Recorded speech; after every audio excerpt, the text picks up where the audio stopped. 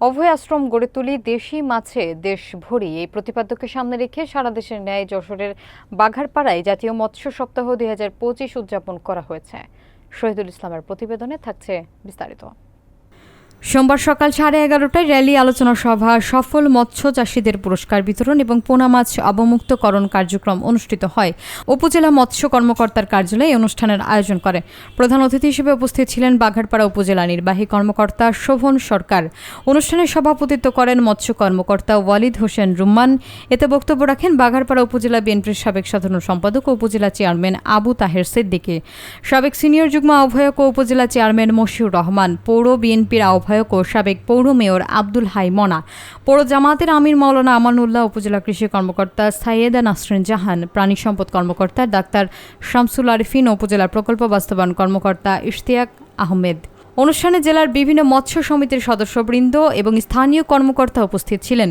মৎস্য সপ্তাহের লক্ষ্য হল দেশের মৎস্য সম্পদের সম্প্রসারণ, সংরক্ষণ, উন্নয়ন এবং টেকসই ব্যবহারের জন্য জনসচেতনতা সৃষ্টি করা।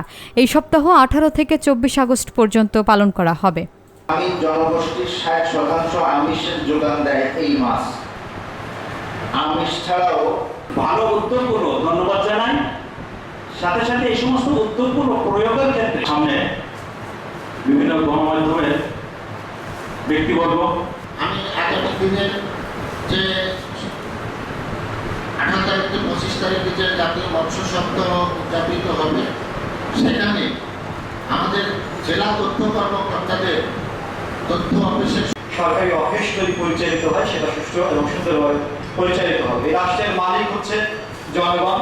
জনগণের পক্ষে বা জনগণের নির্বাচিত প্রতিনিধির মাধ্যমে সরকারি প্রশাসনের প্রত্যেকটি পর্যায়ে পরিচালিত হয়ে আসে। এই জন্যই আমরা যখন মৎস্যজীবী সিলেকশন করি, যখন বিভিন্ন পেশাজীবী সিলেকশন করার দায়িত্ব পড়ে, তখন আমরা জনপ্রতিনিধিদের সহযোগিতা নিই। সেই সহযোগিতার হাত বাড়িয়ে আপনারা আমাদের পাশে থাকেন।